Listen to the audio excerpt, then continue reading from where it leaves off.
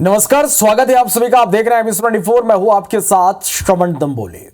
तो प्रयागराज के महाकुंभ में चर्चे साधुओं से ज्यादा वायरल हो रहे हैं, यहां लोगों की हो रही है। पहले एंकरिंग छोड़कर शिष्य बनी हर्षा रिछारिया, फिर IITian बाबा की चर्चा, और अब इसी फहरिस्त में एक और नाम जुड़ गया है। नाम है मोनालिसा। नीली आंखों वाली इस वायरल गर्ल की एक झलक पाने के लिए लोग बेताब हैं। लोगों को लग रहा कि यह लड़की विदेश से कुंभ मेले में आई है, लेकिन जब हम आपको मोनालिसा के बारे में बताएंगे तो आप चकित हो जाएंगे। इस रिपोर्ट को आप देखिए।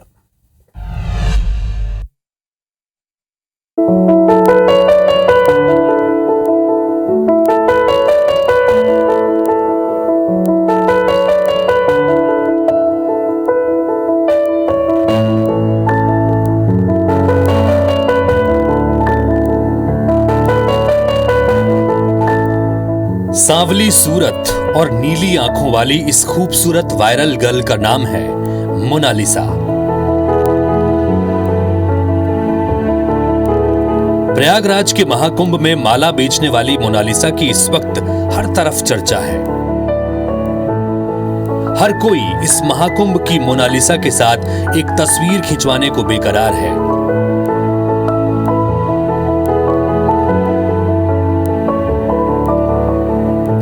मोनालिसा कुंभ में मालाएं बेच रही है, लेकिन इनकी सादगी और सुंदरता ऐसी कि लोग मालाओं की दोगुनी कीमत देकर उससे मालाएं खरीद रहे हैं।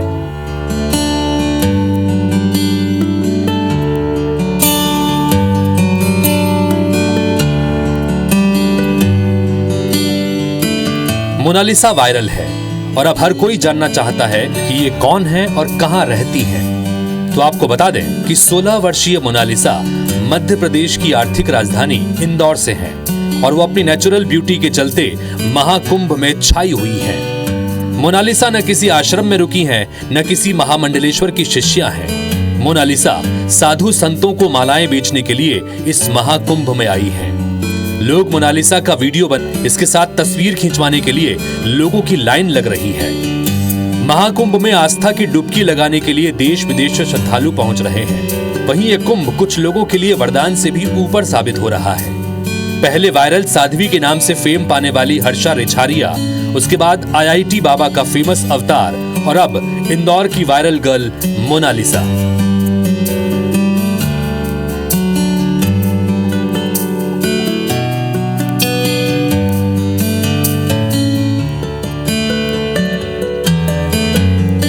कोई शिष्या तो कोई रुद्राक्ष बेचने वाली तो कोई IITian बाबा।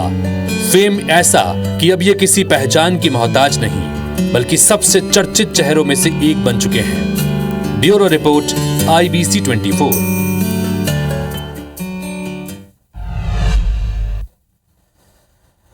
तो प्रयागराज में आस्था के अनेकों रंग देखने को मिल रहे हैं। तो इस बार महाकुंभ में बड़ी संख्या में विदेशी सैलानी भी पहुंचे हैं।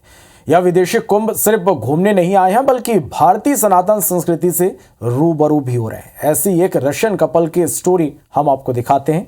प्रयागराज महाकुंभ में रूस के रहने वाला कपल है, जो कि अब साधु और साध्वी बन चुके हैं और सालों से भारत में रहकर अखाड़े में तपस्या कर रहे हैं। रशिया के रहने वाले दंपति अग्नि अखाड़ा में दीक्षा ग्रहण कर चुके हैं। दोनों ही रशियन साधु साध्वी से खास बातचीत की हमारे संवाददाता रवि हेमराज सिसोदिया ने।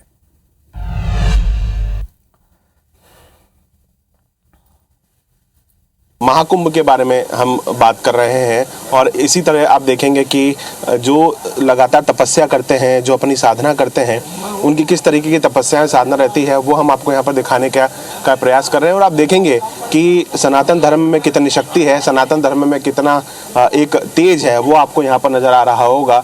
और हमारे साथ में जो महाराज जी, हम उनसे बात करेंगे कि ये जो कुंभ है, इस कुंभ को लेकर कितनी एक आध्यात्मिकता है, कितनी शक्ति है कि अभी पहले स्नान पर 4 करोड़ से अधिक लोग यहाँ पर पहुँचे, साधु संतों के दर्शन किए। महाराज जी, सबसे पहले आपको प्रणाम करता हूँ मैं। क्या कहेंगे, ये महाकुंभ और पूरे विश्व से लोग यहाँ पर आ रहे हैं, पहले स्नान में 4 करोड़ लोग पहुँचे हैं, किस तरीके का ये अद्भुत समागम जिसे कहते हैं, क्या कहना चाहेंगे आप? सब अमृत चलते संगम और सब लोग मोक्ष चाहिए फिर आएंगे। मोक्ष के लिए लोग पहुंचते हैं, कुंभ में स्नान करते हैं, माँ गंगा में स्नान करते हैं, बड़ी संख्या में लोग पहुंचे हैं। इस अद्भुत समागम के लिए आप क्या कहेंगे? सब अर्थ, सब अमृत, समुद्र मंथन से आया और इधर अमृत मिलते, फिर मोक्ष प्राप्त हो जाए। आप क्या कहेंगे? मैं आपको प्रणाम करता हूं पहले, सबसे पहले इस अद्भुत समागम के लिए, और बड़े संख्या में लोग आ रहे हैं, आपके भी दर्शन कर रहे हैं, क्या कहेंगे आप? ये योगा साधना करते हैं, ध्यान करते हैं, पूजा करते हैं, ओम नमो नारायण सब गुरु लोग करते हैं। सनातन धर्म को लेकर हम देख रहे हैं कि कितनी हमारे सनातन धर्म की जड़ें कहाँ तक है पूरे विश्व में। ये हमने बात की है यहाँ पर, और आप देखेंगे कि बहुत एक अद्भुत यहाँ पर शक्तियाँ और यहाँ पर जो संत महात्मा है उनका आशीर्वाद लगातार सभी को मिल रहा है, और हम ही मनोकामना करेंगे कि इनका आशीर्वाद सभी को मिले। कैमरा पर्सन रमाशंकर के साथ रवि हेमरा, सिसोदिया, प्रयागराज। तो प्रयागराज महाकुंभ से हर एक तस्वीर लगातार हम आप तक पहुंचा रहे हैं। इस महाकुंभ की महाकवरेज IBC 24 पर लगातार जारी है।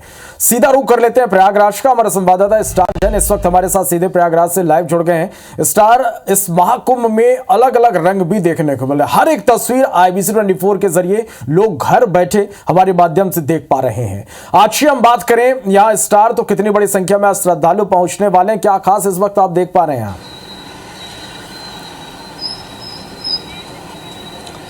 देखिए, महाकुंभ है और लगातार दिन ब दिन श्रद्धालुओं की संख्या बढ़ते जा रही है, और आजकल रविवार है, तो रविवार का दिन तो और विशेष हो जाता है, क्योंकि आपको बता दूं छुट्टी का दिन भी है। तो इस लिहाज से बहुत से लोगों ने प्लान कर रखा है कि सैटरडे संडे के हिसाब से स्नान करेंगे। तो कल भी हमने देखा था कि काफ़ी भीड़ थी, और आज भी देखने को बता सकते हैं कि आज भी काफ़ी श्रद्धालुओं के आने का अनुमान है यहाँ। कल केंद्रीय मंत्री राजनाथ सिंह पहुंचे थे, और देर रात आपको बता दूं कि राजस्थान के मुख्यमंत्री हैं वो भी यहाँ पहुंचे हैं, भजन लाल शर्मा जी, वो भी पहुंचे हुए हैं, और आज वो संगम पे स्नान करेंगे, मेला का भ्रमण करेंगे। तो लगातार रोज़ VVIPs भी और बड़े नेताओं का भी दौर शुरू हो चुका है। और आपको बता दूं कि कल वैसे योगी आदित्यनाथ को भी आना था, लेकिन किसी कारणवश नहीं आ पाए, लेकिन शेड्यूल के मुताबिक जो सूत्रों से मिली जानकारी है, आज भी उनका दौरा संभावित है कि शायद वो आज आ सकते हैं तैयारियों को लेकर। लेकिन इस बीच आपको बता दूं एक और जानकारी मिल रही है कि 22 तारीख को यूपी सरकार की पूरी कैबिनेट प्रयागराज में मौजूद रहेगी, और प्रयागराज में ही कैबिनेट की बैठक रखी गई है। तो एक प्रकार से ये कहा जा सकता है कि मौनी अमावस्या के पहले जो दूसरा शाही स्नान होना है, उसके पहले तमाम व्यवस्थाओं का जायज़ा लेना, प्रशासन को टाइट करना, साथ ही साथ एक माहौल बनाना कि सरकार पूरी तरीके से इस आयोजन को लेकर गंभीर और एक बड़ा आयोजन इसे बनाने के उसमें है। लगातार देखा जाए तो अब तक रिकॉर्ड टूटते आ रहे हैं श्रद्धालुओं के, और जैसा कि 45 करोड़ श्रद्धालुओं का अनुमान लगाया गया है, तो मुझे लगता है कि 10 फरवरी तक ही ये 45 करोड़ का टारगेट है पूरा हो जाएगा, ऐसा लगता है। बाकी लगातार प्रयास जारी हैं, व्यवस्थाओं में दिन ब दिन सुधार भी किए जा रहे हैं, जहाँ जहाँ कुछ समस्या नज़र आ रही है उसको ठीक किया जा रहा है। जी बिल्कुल सर, तो हर दिन यहाँ पर करोड़ों की संख्या में श्रद्धालु पहुंच रहे हैं। आज रविवार का दिन है, ऐसे में एक बड़ी संख्या में आज भी यहाँ पर श्रद्धालु पहुंचेंगे। बहुत शुक्रिया आपका हमारे साथ जुड़ने के लिए, इस तमाम जानकारी के लिए। बढ़ते हैं आगे, तो प्रयागराज कुंभ में भक्ति के अलग अलग रंग नजर आ रहे हैं। ऐसा ही एक खूबसूरत तस्वीर नजर आई जब इस्कॉन मंदिर से श्री राधा कृष्ण की पालकी चलाने वाला भी विदेशी नागरिक, तो कृष्ण के भक्ति में नाचे और बजाने वाले भी विदेशी नागरिक नजर आए। इस्कॉन मंदिर के श्रद्धालुओं के साथ विदेशी नागरिकों ने और प्रयागराज कुंभ में पहुंचे आम जनता ने भी राधा कृष्ण धुन पर जमकर नृत्य किया। मौके का जायजा लिया हमारे संवाददाता रवि हेमरा सिसोदिया ने। प्रयागराज कुंभ में अलग अलग भक्ति के रंग देखने को मिल रहे हैं। इसी को लेकर इस्कॉन मंदिर में आप देखेंगे कि किस तरीके से भगवान श्री कृष्ण की भक्ति पर लीन होते हुए सभी लोग जो है वो यहाँ पर आपको नृत्य करते हुए नजर आ रहे हैं। सबसे खास बात यह है कि गाना गाने वाले विदेशी और नृत्य करने वाले विदेशी सभी लोग आपको यहाँ पर नजर आएंगे। भक्ति में घूमते हुए लोग, राधा कृष्ण का नाम जपते हुए लोग, और सबसे बड़ी बात कि भगवान कृष्ण की ये जो वृंदावन की पालकी है वो भी, उसका रथ चलाते हुए भी एक फॉरेनर है वो नजर आ रहे हैं आपको कि वो भगवान कृष्ण के ये जो रथ है इसको हका रहे हैं। और राधा कृष्ण की ये जो वृंदावन से प्रयागराज महाकुंभ को लेकर एक जो झांकी निकल रही है उसको लेकर आप देख रहे होंगे बड़ी संख्या में ये जो लोग हैं ये आनंद में आपको डूबते हुए नजर आ रहे होंगे। और अगर यहाँ देखेंगे तो एक बहुत ही आनंद की अनुभूति में डूबे हुए सारे युवा भगवान राधा कृष्ण की और एक अलग ही झलक प्रयागराज कुंभ में आपको यहाँ पर नजर आता है। क्या कहेंगे सर आप इसको लेकर, क्या कहेंगे? आनंद की अनुभूति है प्रयागराज कुंभ। ऐसे जरूर जरूर आनंद की अनुभूति प्रयागराज कुंभ में इस्कॉन द्वारा सेवा होगी जा रही है ना। ओ प्रभु, क्या कहेंगे सर, इस्कॉन द्वारा सेवा की जा रही है, आनंद की अनुभूति? बहुत बहुत आनंद की अनुभूति हमें मिल रही है, आपको मिल रही है आनंद की अनुभूति, सब देखकर सब तो मिल रही है। यहाँ देखेंगे आप ये प्रयागराज कुंभ में हम लोग मौजूद हैं और इस्कॉन मंदिर वाला जो ये पाल के निकाली जा रही है उसको लेकर एक खासा उत्साह जो है वो आपको यहाँ पर नजर आ रहा होगा।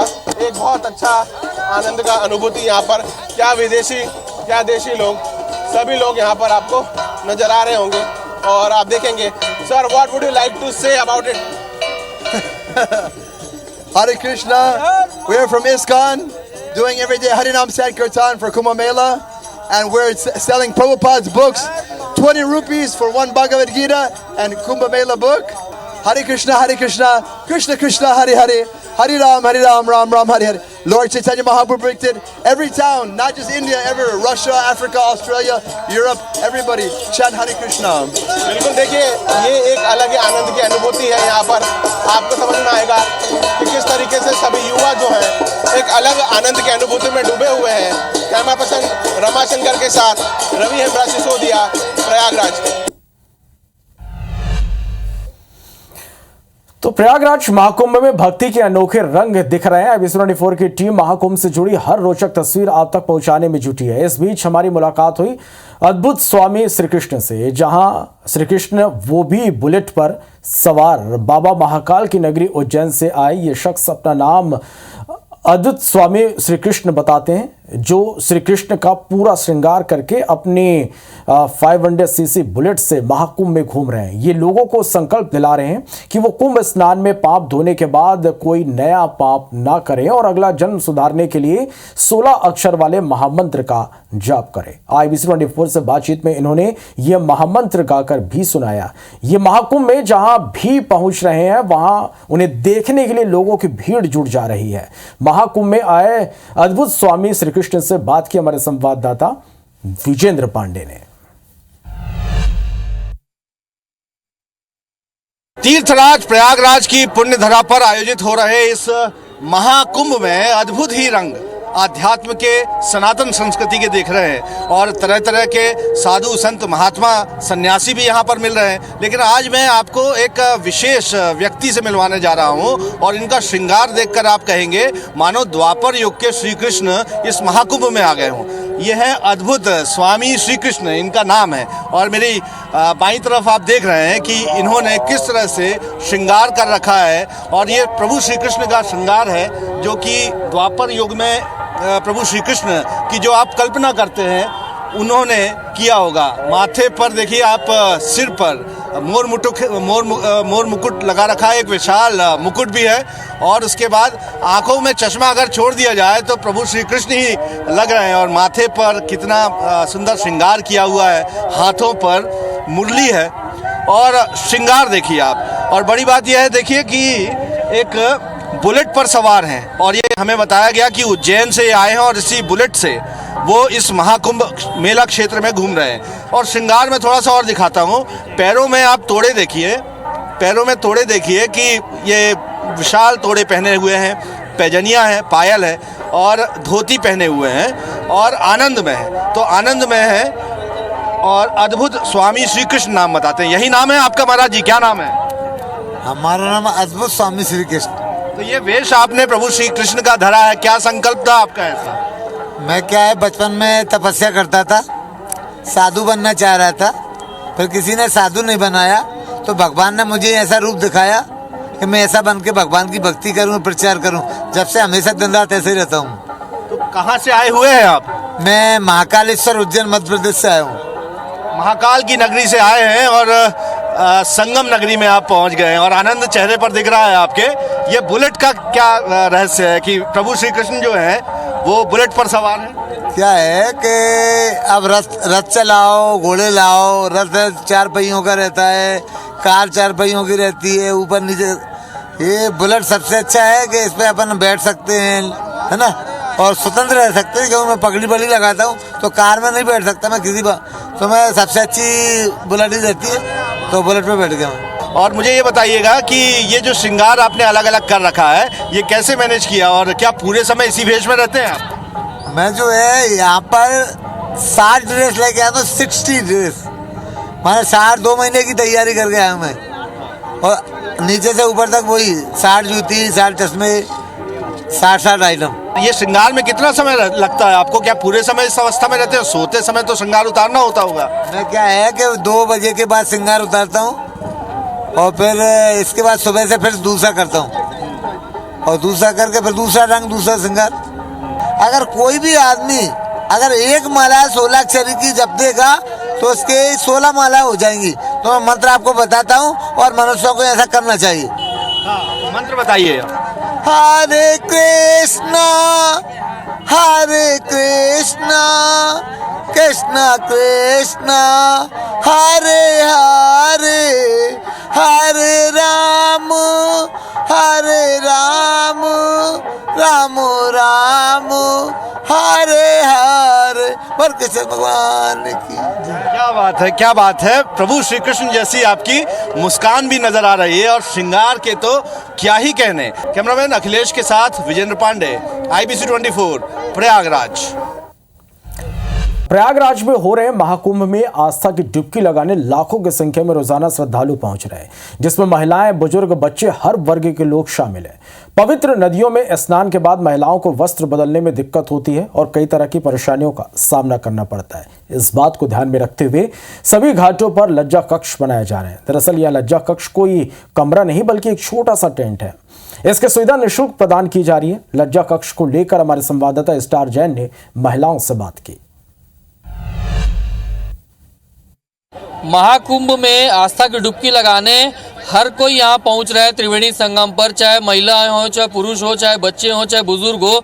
और देखेंगे कि ये घाट पे तो व्यवस्था की गई है स्नान के लिए, लेकिन एक बड़ी समस्या महिलाओं के साथ आती है कि जब स्नान के बाद आते हैं तो कपड़े चेंज करने के लिए उन्हें दिक्कतों का सामना करना पड़ता है, क्योंकि ये स्नान करने के बाद। लेकिन एक व्यवस्था यहाँ पर की गई है, वो आपको दिखाएंगे। आपको देखने को ये टेंट दिख रहे हैं, जैसे एक बड़े टेंट सिटी बने हुए रुकने के लिए, तो इस तरीके से टेंट बनाए गए। इसको लज्जा कक्ष नाम दिया गया है।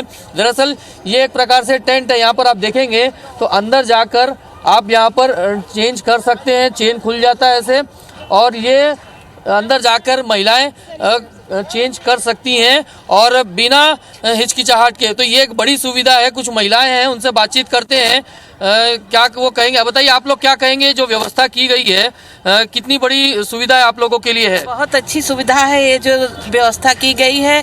कितनी परेशानी होती है आप लोग का स्नान के बाद चेंज करने में, और अभी कितनी सुविधा होगी? बहुत परेशानी होती है। हम लोग तो नहाने आते ही नहीं है, आते भी हैं तो बस माता को दर्शन करके प्रणाम करके चले जाते हैं।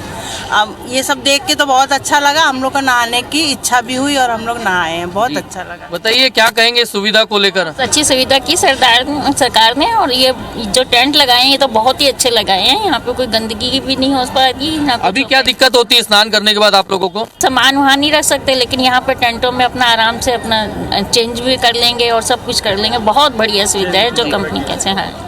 तो देखिए यहाँ पर तमाम महिलाओं से हमने बातचीत की है और कहीं ना कहीं ये युवती भी उनसे बातचीत करते। बताइए कितनी बड़ी सुविधा है। अभी क्या प्रॉब्लम होती है आप लोग को अब स्नान करने के बाद?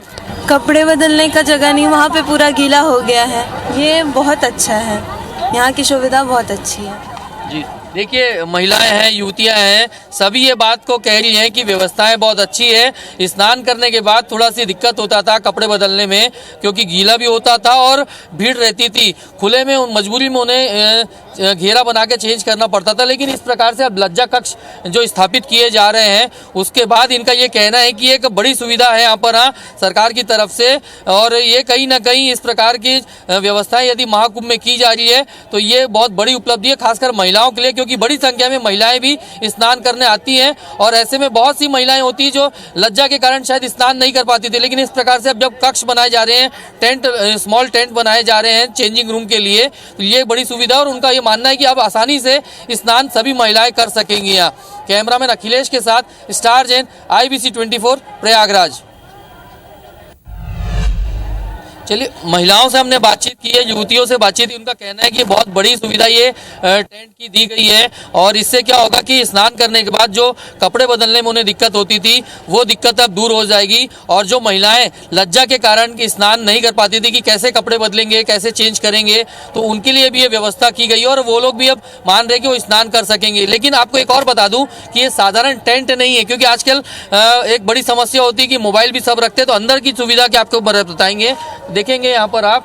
तो ये जो टेंट बना है छोटा सी लज्जा कक्ष, इसमें बाकायदा यहाँ पर आप देखेंगे तो ये मोबाइल रखने के लिए या दूसरे पर्स वगैरह या दूसरी सामग्रियाँ होती है उसको यहाँ पर रख सकते हैं। साथ ही साथ गीले कपड़े रहते हैं, उसकी एक समस्या होती है कि उनको कहाँ रखेंगे, तो ये गीले कपड़े के टांगने के लिए भी यहाँ पर व्यवस्था दी गई है। तो कुल मिलाकर सरकार लगातार प्रयास कर रही है कि चाहे महिलाएं हो चाहे पुरुष हो, जो भी श्रद्धालु आस्था की डुबकी लगाने आए उनके लिए जो बेहतर व्यवस्था की जा सकती है वो करने की तैयारी की गई है। ये जो लज्जा कक्ष बना है, इसकी खास बात एक और आपको बताते हैं कि हर एक लज्जा कक्ष के साथ एक वॉलेंटियर भी यहाँ पे खड़ा किया जा रहा है, जो महिलाएं आएंगी उनको गाइड करेंगी। बताइए क्या कहेंगे आप लोग, ये जो सुविधा दी गई आप लोग उपलब्ध करा रहे हैं, क्या कुछ कहेंगे, कहाँ से ये सोच आया? मतलब कि हम लोग औरतों की सेफ्टी के लिए मतलब किया है कि जो तो खुले में मतलब करती हैं उन लोग जैसे कि सुविधा के लिए मतलब किया है कि ये आके आराम से मतलब इस कपड़े में चेंज कर सकती हैं, महिलाएं कंफर्टेबल फील रहे और लड़कियां वगैरह भी जो रहे आराम से कर ले। आए हैं हम लोग फ्री सेवा करने के लिए सर,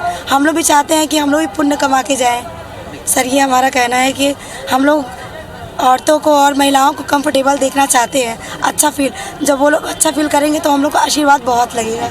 देखिए, ये खुद कह रही हैं कि सेवा करना चाहती है और हर कोई इस महाकुंभ में आ रहा है, कोई एक दूसरे की सेवा करना चाह रहा है, तो ये एक बहुत बड़ी सुविधा है। और ये जो लज्जा कक्ष की सुविधा दी जा रही है, ये कहीं ना कहीं महिला श्रद्धालुओं के लिए एक बड़ी सौगात होगी, क्योंकि स्नान करने के बाद कपड़े चेंज करने में उन्हें बड़ी दिक्कतों का सामना करना पड़ता था, लेकिन इसके बाद अब उन्हें इस प्रकार की दिक्कतों का सामना नहीं करना पड़ेगा। हाँ, कैमरामैन अखिलेश के साथ स्टार जैन, IBC 24 प्रयागराज। तो इसी के साथ फिलहाल इस बुलेटिन में इतना ही। नमस्कार।